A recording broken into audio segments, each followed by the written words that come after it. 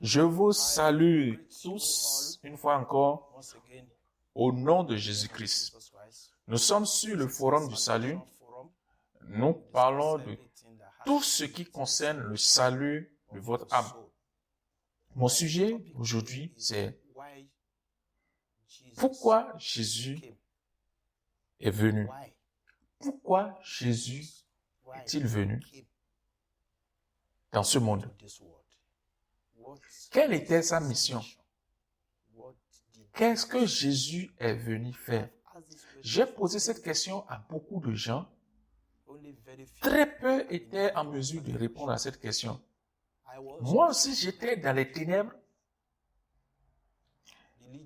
Religieux que j'étais, j'allais à l'église, mais je ne savais pas pourquoi Jésus-Christ était venu. Et tant que je ne savais pas pourquoi Jésus-Christ est venu dans ce monde, je ne pouvais pas jouir, bénéficier de ce qu'il est venu faire. Je prie que le Seigneur vous donne la lumière au nom de Jésus-Christ. 1 Jean chapitre 3, verset 5. Or, vous le savez, Jésus a paru pour ôter les péchés, et il n'y a point en lui de péché. Quiconque demeure en lui ne pêche point. Quiconque pêche ne l'a pas vu et ne l'a pas connu.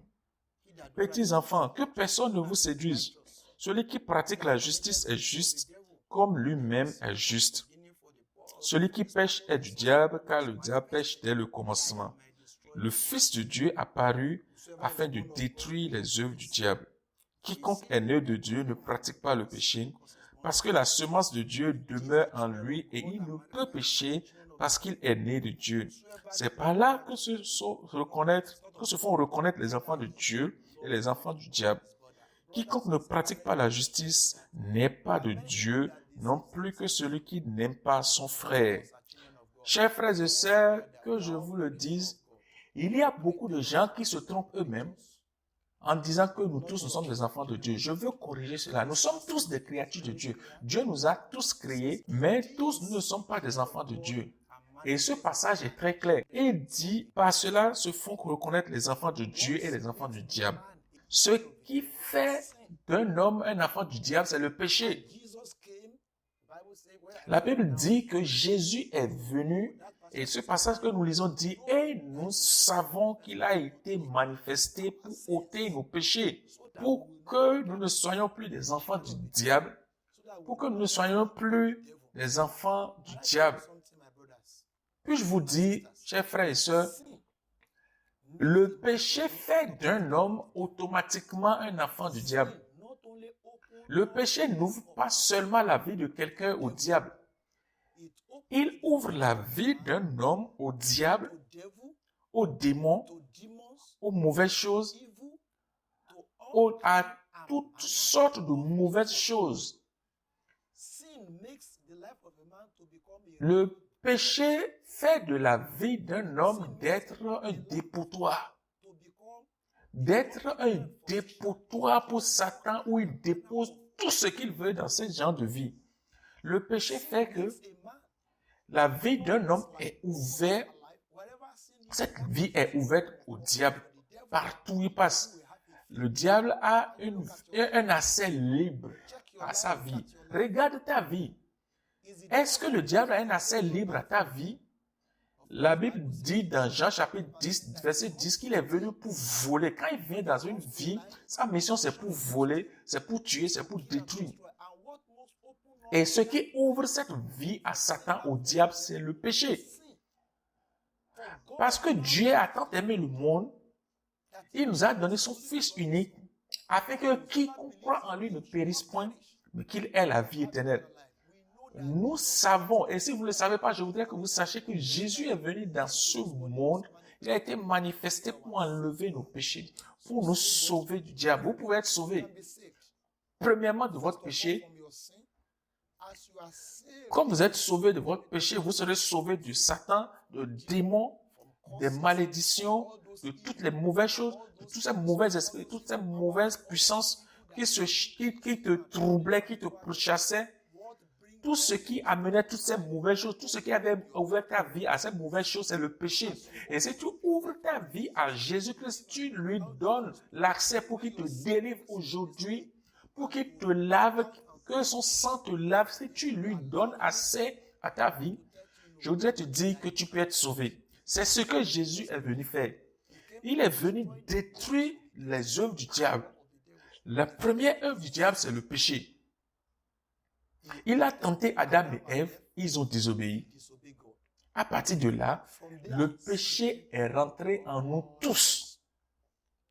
C'est par cela que nous sommes tous devenus des enfants du diable. Et le diable est venu pour voler dans la vie de beaucoup d'entre nous. Il est venu pour tuer. Il est venu pour détruire beaucoup de vies. La vie n'ouvre pas seulement la vie de... Le péché n'ouvre pas la vie de quelqu'un au diable seulement. Il ferme la vie de cette personne-là à la grâce de Dieu.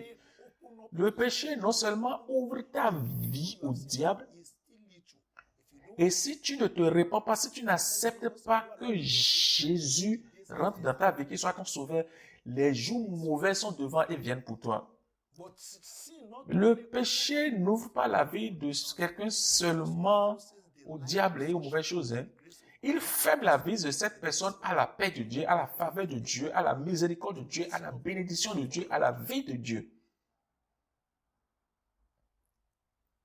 En Luc chapitre 15, il y a un homme là, nous parlons du fils prodigue qui, après tout ce qui lui appartenait, tout ce qui lui revenait, il est allé dans une autre contrée et il a tout vendangé, il a tout gaspillé. Il s'est vagabondé avec les prostituées dans une mauvaise vie. Il a tout gaspillé. Tout ce que son père lui avait donné comme héritage, il avait tout gaspillé. Mais quand il est revenu en lui-même, il a réalisé que c'était le péché. Il dit, je vais me lever, je vais aller voir mon père, je vais lui dire, j'ai péché contre toi. Et j'ai péché contre toi. Et il a reconnu que c'est le péché qui l'a fait tomber, qui l'a fait chuter. Jésus t'aime, mon frère, et il a été manifesté pour enlever nos péchés. Ce matin, vous pouvez ouvrir votre cœur à Jésus. Il est mort pour ton péché. Il a payé pour tout. Le sang de Jésus a le pouvoir non seulement de te laver, mais de détruire les œuvres du diable, d'enlever tout ce qui est mauvais dans ta vie, de tout ce qui te suivait et te donne la paix, la grâce et une glorieuse victoire. Baisse ta tête où que tu te trouves. Il y a des pas qui mènent au salut. Regarde sur notre forum, regarde sur notre page. Qu'est-ce que je dois faire pour être sauvé? Nous avons parlé de ces pas-là. Si tu suis ces pas et que tu es baptisé d'eau et que tu reçois le Saint-Esprit de Dieu et que tu continues de suivre la parole de Dieu, tu verras la manifestation réelle du salut. La raison pour laquelle Jésus est venu. Que le Seigneur vous bénisse au nom de Jésus-Christ. Amen.